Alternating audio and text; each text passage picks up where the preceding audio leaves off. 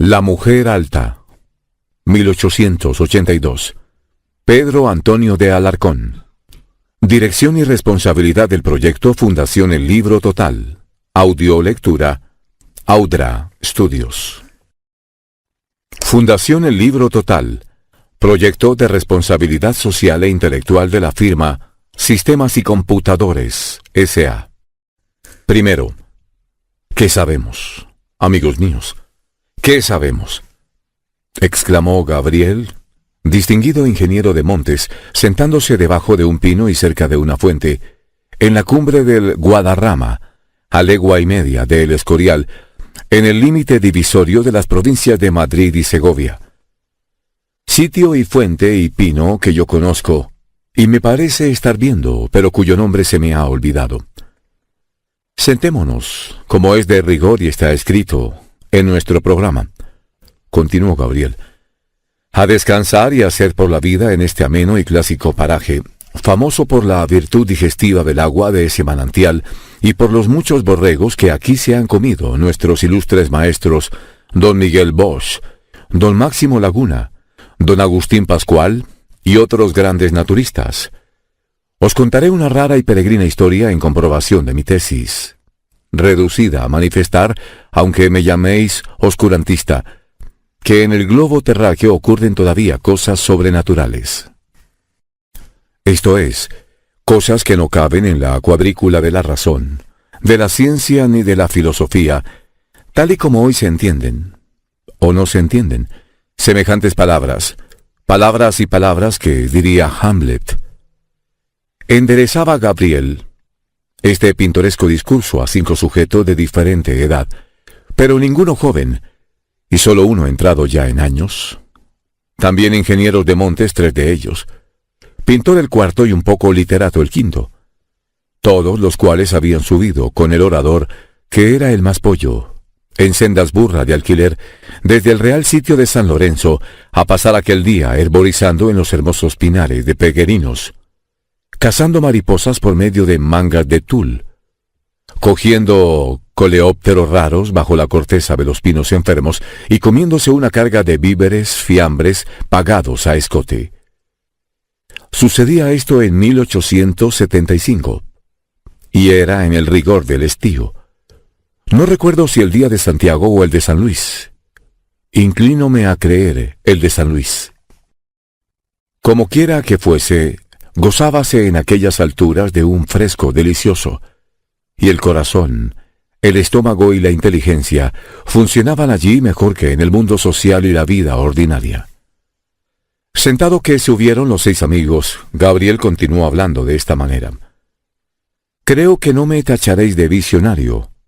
Por fortuna o desgracia mía soy, digámoslo así, un hombre a la moderna, nada supersticioso y tan positiva como el que más, bien que incluya entre los datos positivos de la naturaleza todas las misteriosas facultades y emociones de mi alma en materias de sentimiento. Pues bien, a propósito de fenómenos sobrenaturales o extranaturales, oíd lo que yo he oído, y ved lo que yo he visto, aun sin ser el verdadero héroe de la singularísima historia que voy a contar. Y decidme enseguida, ¿qué explicación terrestre, física, natural, o como queramos llamarla, puede darse a tan maravilloso acontecimiento? El caso fue como sigue. A ver, echad una gota que ya se habrá refrescado el pellejo dentro de esa bullidora y cristiana fuente, colocada por Dios en esta pinífera cumbre para enfriar el vino de los botánicos. Segundo, pues, señor, no sé si habréis oído hablar de un ingeniero de camino llamado Telésforo X, que murió en 1860. Yo no. Yo sí. Yo también. Un muchacho andaluz, con bigote negro, que estuvo para casarse con la hija del marqués de Moreda y que murió de ictericia. Ese mismo, continuó Gabriel.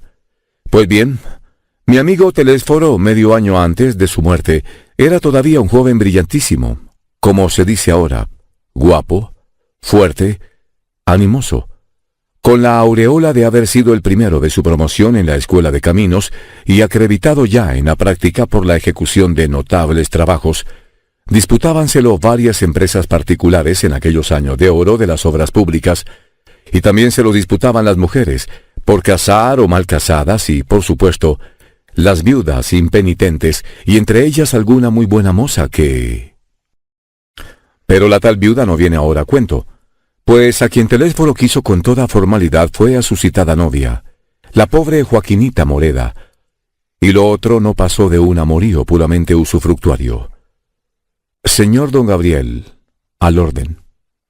Sí, voy al orden, pues ni mi historia ni la controversia pendiente se prestan a chanzas ni donaires. Juan, échame otro medio vaso.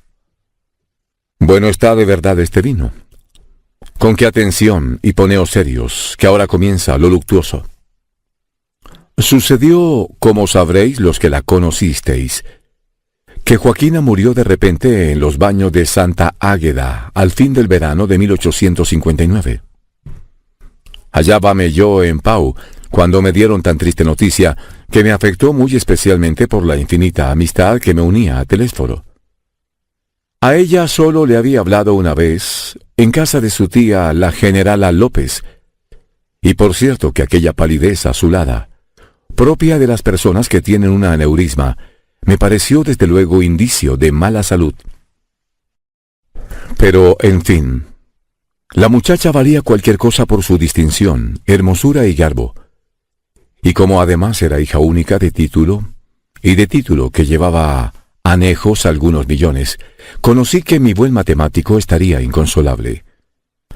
Por consiguiente, no bien me hallé de regreso en Madrid, a los 15 o 20 días de su desgracia, fui a verlo una mañana muy temprano a su elegante habitación de mozo de casa abierta y jefe de oficina, calle del Lobo. No recuerdo el número, pero sí que era muy cerca de la carrera de San Jerónimo. Contristadísimo, bien que grave y en apariencia dueño de su dolor, estaba el joven ingeniero trabajando ya a aquella hora con sus ayudantes en no sé qué proyecto de ferrocarril y vestido de riguroso luto. Abrazóme estrechísimamente y por largo rato, sin lanzar ni el más leve suspiro. Dio enseguida algunas instrucciones sobre el trabajo pendiente a uno de sus ayudantes y condújome al fin a su despacho particular, situado al extremo opuesto de la casa, diciéndome por el camino con acento lúgubre y sin mirarme: «Mucho me alegro de que hayas venido. Varias veces te he echado de menos en el estado en que me hallo. Ocúrreme una cosa muy particular y extraña, que solo un amigo como tú podría oír sin considerarme imbécil o loco, y acerca de la cual necesito oír alguna opinión serena y fría como la ciencia.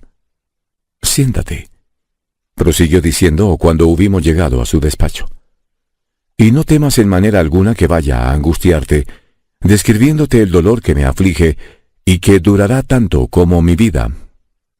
¿Para qué? Tú te lo figurarás fácilmente, a poco que entiendas de cuitas humanas.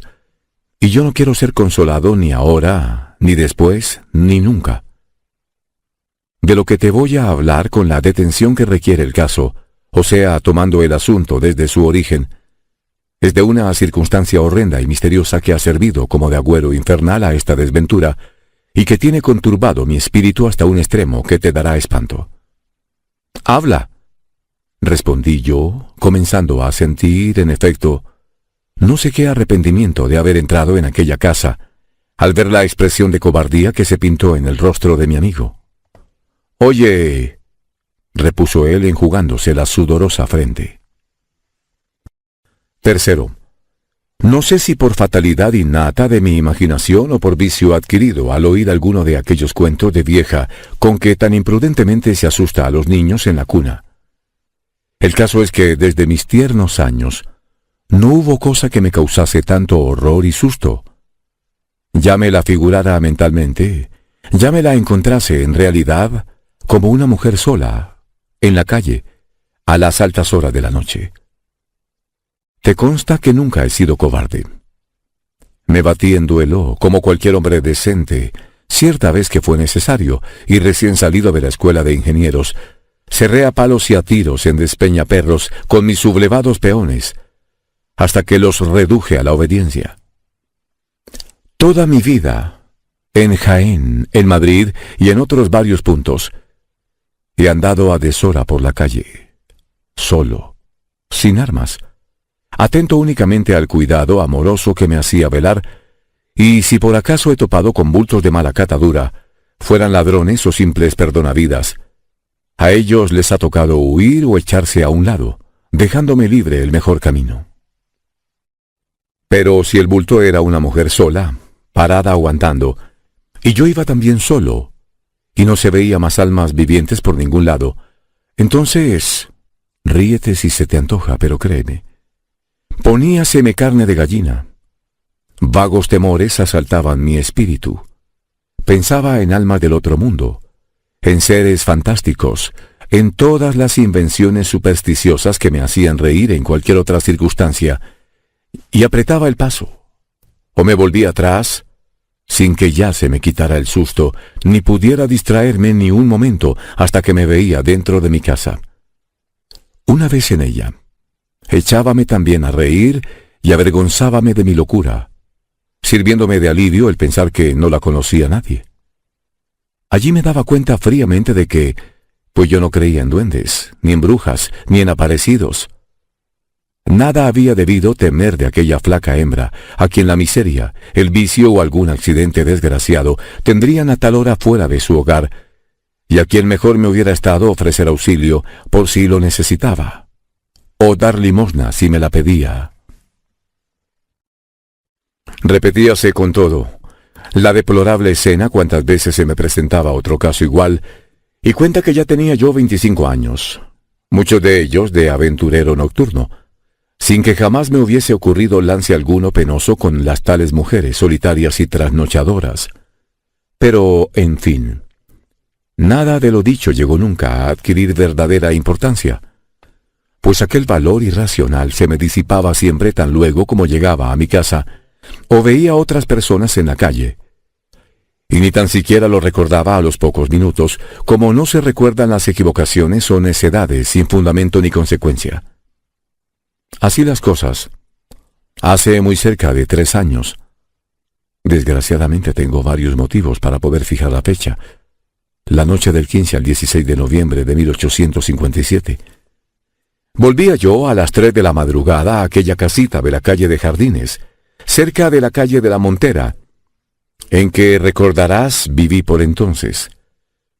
Acababa de salir, a hora tan avanzada y con un tiempo feroz de viento y frío, no de ningún nido amoroso, sino de... Te lo diré, aunque te sorprenda. De una especie de casa de juego, no conocida bajo este nombre por la policía, pero donde ya se habían arruinado muchas gentes, y a la cual me habían llevado a mí aquella noche por primera y última vez. Sabes que nunca he sido jugador. Entré allí engañado por un mal amigo, en la creencia de que todo iba a reducirse a trabar conocimiento con ciertas damas elegantes, de virtud equívoca, de mimón de puro. So pretexto de jugar a algunos maravedíes al enano, en mesa redonda, con faldas de bayeta. Y el caso fue que a eso de las 12 comenzaron a llegar nuevos tertulios, que iban del teatro real o de salones verdaderamente aristocráticos, y mudóse de juego, y salieron a relucir monedas de oro, después billetes y luego bonos escritos con lápiz, y yo me enfrasqué poco a poco en la selva oscura del vicio, llena de fiebres y tentaciones, y perdí todo lo que llevaba y todo lo que poseía. Y aún quedé debiendo un dineral, con el pagaré correspondiente.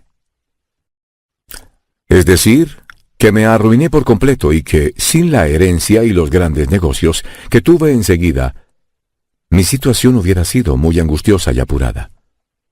Volvía yo, digo, a mi casa aquella noche, tan a deshora, yerto de frío, hambriento, con la vergüenza y el disgusto que puede suponer, pensando más que en mí mismo, en mi anciano y enfermo padre, a quien tendría que escribir pidiéndole dinero, lo cual no podría menos de causarle tanto dolor como asombro, pues me consideraba en muy buena y desahogada posición, cuando, a poco de penetrar en mi calle por el extremo que da a la de Peligros, y al pasar por delante de una casa recién construida de la acera que yo llevaba, advertí que en el hueco de su cerrada puerta estaba de pie, inmóvil y rígida, como si fuese de palo, una mujer muy alta y fuerte, como de 60 años de edad, cuyos malignos y audaces ojos sin pestañas se clavaron en los míos como dos puñales, mientras que su desdentada boca me hizo una mueca horrible por vía de sonrisa.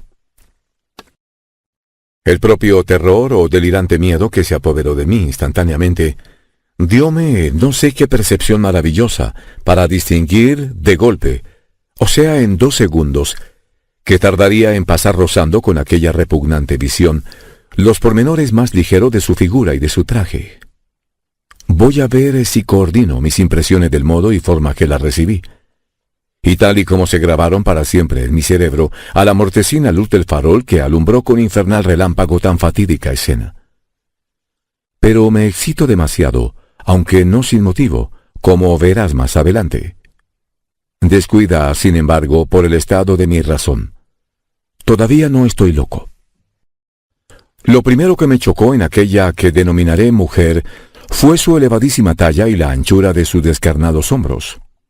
Luego, la redondez y fijeza de sus marchitos ojos de búho, la enormidad de su saliente nariz y la gran mella central de su dentadura, que convertía su boca en una especie de oscuro agujero, y por último, su traje de mozuela de lavapiés, el pañolito nuevo de algodón que llevaba a la cabeza, atado debajo de la barba, y un diminuto abanico abierto que tenía en la mano, y con el cual se cubría, afectando pudor, el centro del talle.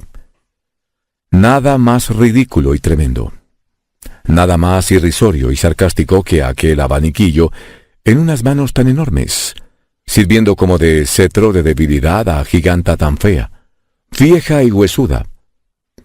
Igual efecto producía el pañolejo de vistoso percal que adornaba su cara, comparado con aquella nariz de tajamar aguileña, masculina, que me hizo creer un momento, no sin regocijo, si se trataría de un hombre disfrazado. Pero su cínica mirada y asquerosa sonrisa eran de vieja, de bruja, de hechicera, de parca, no sé de qué. De algo que justificaba plenamente la aversión y el susto que me habían causado toda mi vida las mujeres que andaban solas, de noche, por la calle. Dijérase que, desde la cuna, había presentido yo aquel encuentro. Dijérase que lo temía por instinto, como cada ser animado teme y adivina, y ventea, y reconoce a su antagonista natural antes de haber recibido de él ninguna ofensa, antes de haberlo visto, solo con sentir sus pisadas. No eché a correr en cuanto vi a la esfinge de mi vida, menos por vergüenza o por varonil decoro, que por temor a que mi propio miedo le revelase quién era yo, o le diese alas para seguirme, para acometerme, para... no sé. Los peligros que sueña el pánico no tienen forma ni nombre traducibles. Mi casa estaba al extremo opuesto de la prolongada y angosta calle en que me hallaba yo solo, enteramente solo, con aquella misteriosa estantigua, a quien creía capaz de aniquilarme con una palabra. ¿Qué hacer para llegar hasta allí? ¡Ah! Con qué ansia veía a lo lejos la anchurosa y muy alumbrada calle de la Montera, donde a todas horas haya gente de la autoridad. Decidí, pues, sacar fuerza de flaqueza, disimular y ocultar aquel pavor miserable, no acelerar el paso, pero ganar siempre terreno, a una costa de años de vida y de salud, y de esta manera poco a poco irme acercando a mi casa, procurando muy especialmente no caerme antes redondo al suelo. Así caminaba. Así habría andado ya lo menos 20 pasos desde que dejé atrás la puerta en que estaba escondida la mujer del abanico, cuando de pronto me ocurrió una idea horrible, espantosa, y sin embargo muy racional. La idea de volver la cabeza a ver si me seguía mi enemiga. Una de dos, pensé con la rapidez del rayo. O mi terror tiene fundamento o es una locura. Si tiene fundamento, esa mujer habrá echado detrás de mí, estará alcanzándome y no hay salvación para mí en el mundo.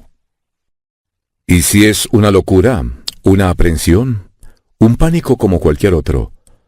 Me convenceré de ello en el presente caso y para todos los que me ocurran, al ver que esa pobre anciana se ha quedado en el hueco de aquella puerta, preservándose del frío o esperando a que le abran.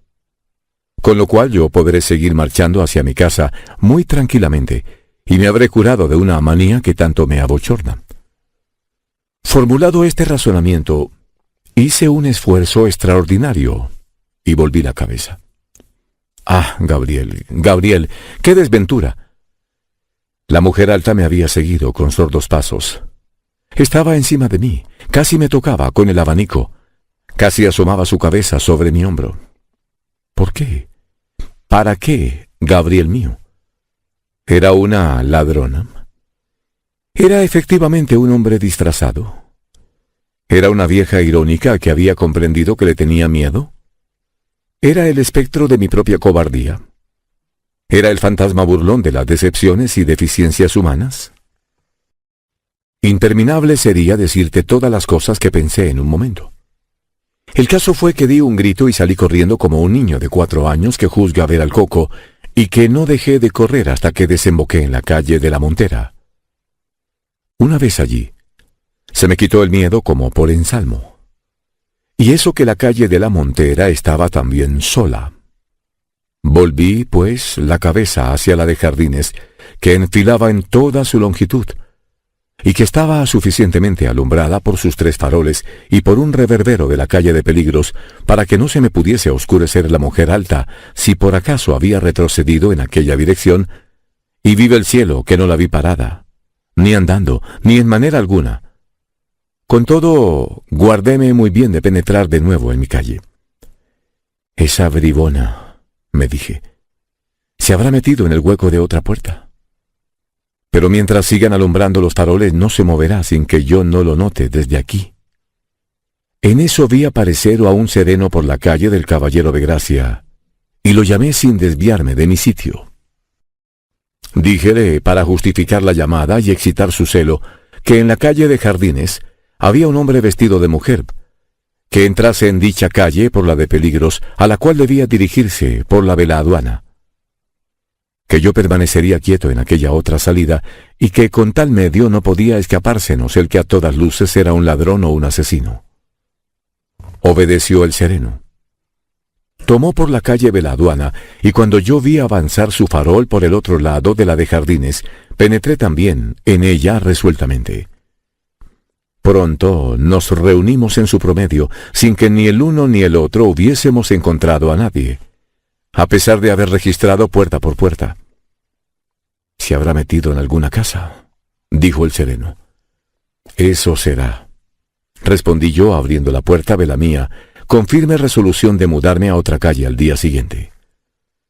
Pocos momentos después hallábame dentro de mi cuarto tercero, cuyo picaporte llevaba también siempre conmigo a fin de no molestar a mi buen criado, José. Sin embargo, éste me aguardaba aquella noche. Mis desgracias del 15 al 16 de noviembre no habían concluido. «¿Qué ocurre?», le pregunté con extrañeza. «Aquí ha estado», me respondió visiblemente conmovido, «esperando a usted desde las 11 hasta las 2:30, el señor comandante Falcón, y me ha dicho que, si venía usted a dormir a casa, no se desnudase, pues él volvería al amanecer». Semejantes palabras me dejaron frío de dolor y espanto, cual si me hubiera notificado mi propia muerte. Sabedor yo de que mi amadísimo padre, residente en Jaén, padecía aquel invierno frecuentes y peligrosísimos ataques de su crónica enfermedad, había escrito a mis hermanos que en el caso de un repentino desenlace funesto, telegrafiasen al comandante Falcón, el cual me daría la noticia de la manera más conveniente. No me cabía, pues, duda de que mi padre había fallecido. Sentéme en una butaca a esperar el día, y a mi amigo, y con ellos la noticia oficial de tan grande infortunio. Y Dios solo sabe cuánto padecí en aquellas 2 horas de cruel expectativa, durante las cuales, y es lo que tiene relación con la presente historia, no podía separar en mi mente 3 ideas distintas, y al parecer heterogéneas, que se empeñaban en formar monstruoso y tremendo grupo: mi pérdida al juego, el encuentro con la mujer y la muerte de mi honrado padre. A las 6 en punto penetró en mi despacho el comandante Falcón y me miró en silencio. Arrójeme en sus brazos, llorando desconsoladamente, y él exclamó acariciándome: «Llora, sí, hombre, llora. Y ojalá ese dolor pudiera sentirse muchas veces». Cuarto. Mi amigo Telésforo, continuó Gabriel después que hubo apurado otro vaso de vino, descansó también un momento al llegar a este punto, y luego prosiguió en los términos siguientes. Si mi historia terminara aquí, ¿acaso no encontrarías nada de extraordinario ni sobrenatural en ella? Y podría decirme lo mismo que por entonces me dijeron dos hombres de mucho juicio, a quienes se la conté: que cada persona de viva y ardiente imaginación tiene su terror pánico, que el mío eran las trasnochadoras solitarias, y que la vieja de la calle de Jardines no pasaría de ser una pobre sin casa ni hogar, que iba a pedirme limosna cuando yo lancé el grito y salí corriendo, o bien una repugnante Celestina de aquel barrio, no muy católico en materia de amores. También quise creerlo yo así. También lo llegué a creer al cabo de algunos meses. No obstante, lo cual hubiera dado entonces años de vida por la seguridad de no volver a encontrarme a la mujer. En cambio, hoy daría toda mi sangre por encontrármela de nuevo. ¿Para qué? Para matarla en el acto.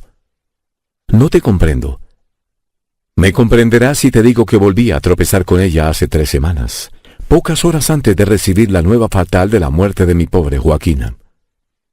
Cuéntame. Poco más tengo que decirte. Eran las 5 de la madrugada.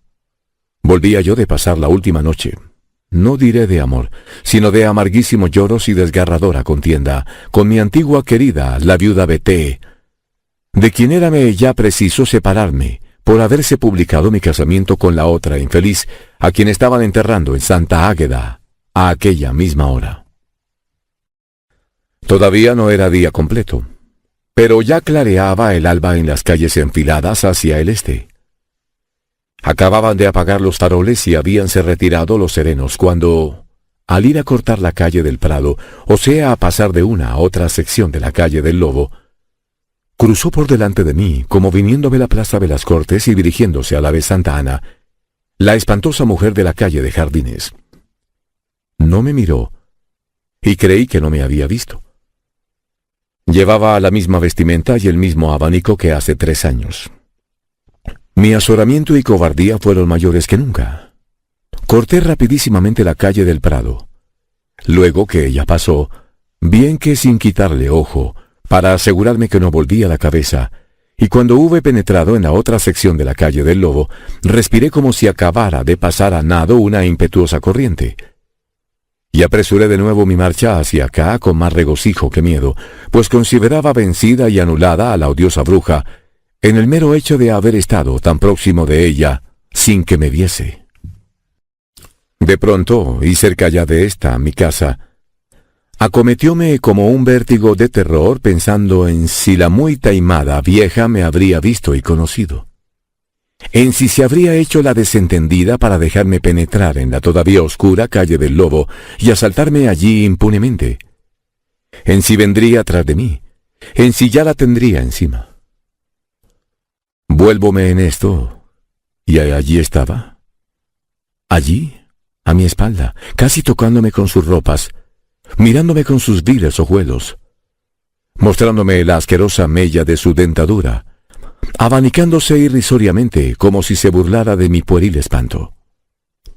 Pasé del terror a la más insensata ira, a la furia salvaje de la desesperación, y arrojóme sobre el corpulento vejestorio.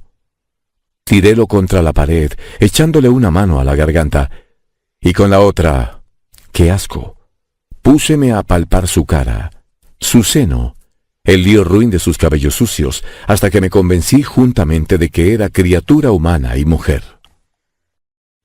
Ella había lanzado entre tanto un aullido ronco y agudo al propio tiempo que me pareció falso o fingido, como expresión hipócrita de un dolor y de un miedo que no sentía.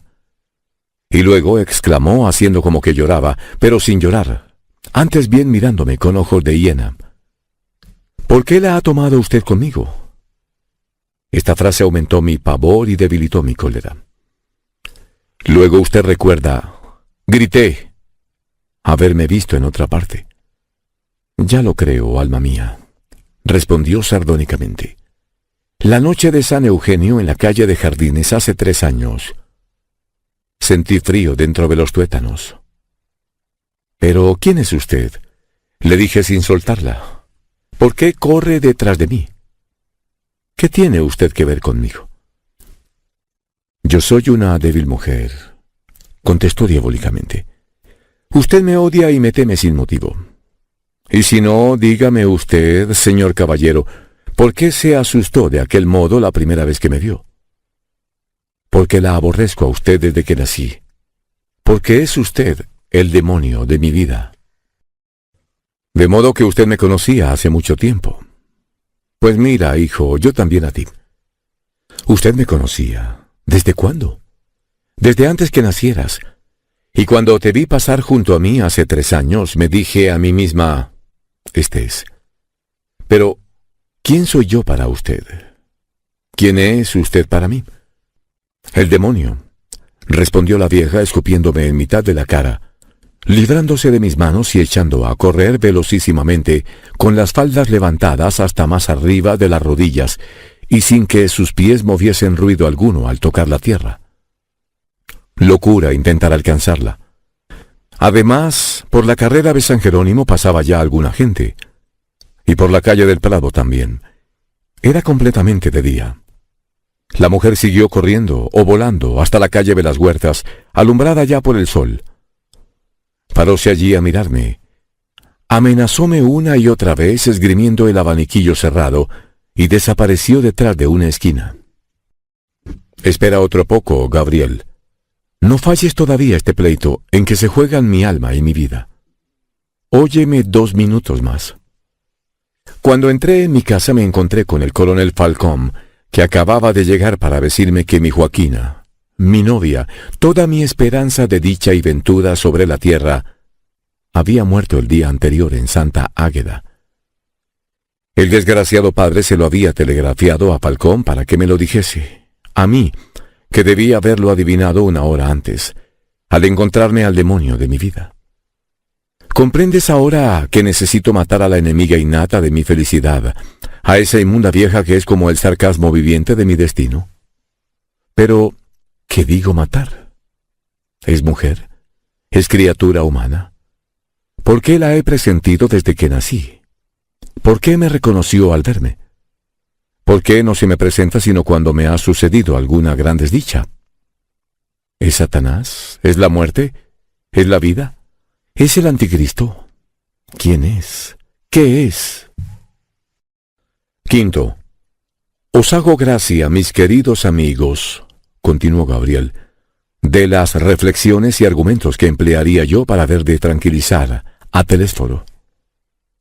Pues son los mismos, mismísimos, que estáis vosotros preparando ahora para demostrarme que en mi historia no pasa nada sobrenatural o sobrehumano. Vosotros diréis más. Vosotros diréis que mi amigo estaba medio loco, que lo estuvo siempre, que, cuando menos, padecía la enfermedad moral llamada por unos terror pánico y por otros delirio emotivo. Que, aun siendo verdad todo lo que refería acerca de la mujer alta, habría que atribuirlo a coincidencias casuales de fechas y accidentes. Y, en fin, que aquella pobre vieja podía también estar loca, o ser una ratera o una mendiga, o una surcidora de voluntades, como se dijo a sí propio el héroe de mi cuento en un intervalo de lucidez y buen sentido. «Admirable suposición», exclamaron los camaradas de Gabriel en variedad de formas. «Eso mismo íbamos a contestarte nosotros. Pues escuchad todavía unos momentos y veréis que yo me equivoqué entonces, como vosotros os equivocáis ahora.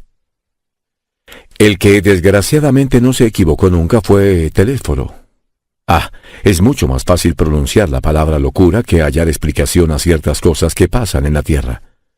Habla, habla. Voy allá, y esta vez, por ser ya la última, Reanudaré el hilo de mi historia sin beberme antes un vaso de vino. Sexto, a los pocos días de aquella conversación con Telésforo, fui destinado a la provincia de Albacete en mi calidad de ingeniero de montes, y no habían transcurrido muchas semanas cuando supe, por un contratista de obras públicas, que mi infeliz amigo había sido atacado de una horrorosa ictericia, que estaba enteramente verde, postrado en un sillón, sin trabajar ni querer ver a nadie, llorando de día y de noche con inconsolable amargura, y que los médicos no tenían ya esperanza alguna de salvarlo.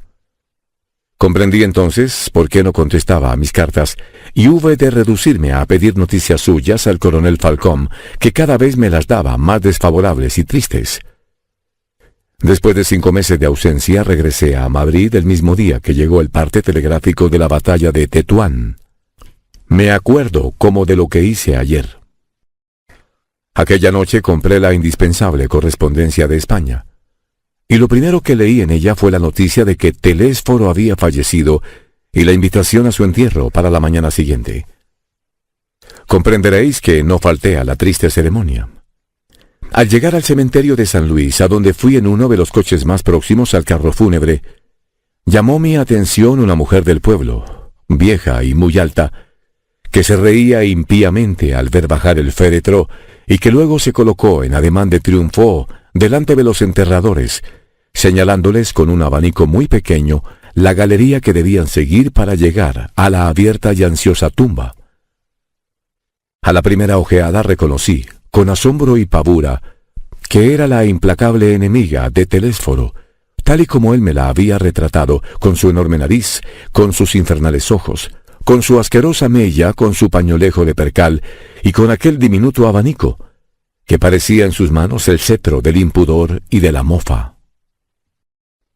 Instantáneamente reparó en que yo la miraba, y fijó en mí la vista de un modo particular, como reconociéndome, como dándose cuenta de que yo la reconocía, como enterada de que el difunto me había contado las escenas de la calle de Jardines y la del Lobo, como desafiándome, como declarándome heredero del odio que había profesado a mi infortunado amigo. Confieso que entonces mi miedo fue superior a la maravilla que me causaban aquellas nuevas coincidencias o casualidades. Veía patente que alguna relación sobrenatural anterior a la vida terrenal había existido entre la misteriosa vieja y Telésforo. Pero en tal momento solo me preocupaba mi propia vida, mi propia alma, mi propia aventura, que correrían peligro si llegaba a heredar semejante infortunio. La mujer se echó a reír y me señaló ignominiosamente con el abanico, cual si hubiese leído en mi pensamiento y denunciase al público mi cobardía. Yo tuve que apoyarme en el brazo de un amigo para no caer al suelo, y entonces ella hizo un ademán compasivo o desdeñoso. Giró sobre los talones y penetró en el campo santo con la cabeza vuelta hacia mí, abanicándose y saludándome a un propio tiempo, y contoneándose entre los muertos con no sé qué infernal coquetería, hasta que, por último, desapareció para siempre en aquel laberinto de patios y columnatas llenos de tumbas. Y digo para siempre, porque han pasado 15 años y no he vuelto a verla. Si era criatura humana, ya debe de haber muerto, y si no lo era, tengo la seguridad de que me ha desdeñado. ¿Con qué vamos a cuentas? Decidme vuestra opinión acerca de tan curiosos hechos. ¿Los consideráis todavía naturales? Ocioso fuera que yo, el autor del cuento o historia que acabáis de leer, estampase aquí las contestaciones que dieron a Gabriel sus compañeros y amigos, puesto que, al fin y a la postre, cada lector habrá de juzgar el caso según sus propias sensaciones y creencias. Prefiero, por consiguiente, hacer punto final en este párrafo, no sin dirigir el más cariñoso y expresivo saludo a 5 de los 6 expedicionarios que pasaron juntos aquel inolvidable día en las frondosas cumbres del Guadarrama. Valdemoro, 25 de agosto de 1881.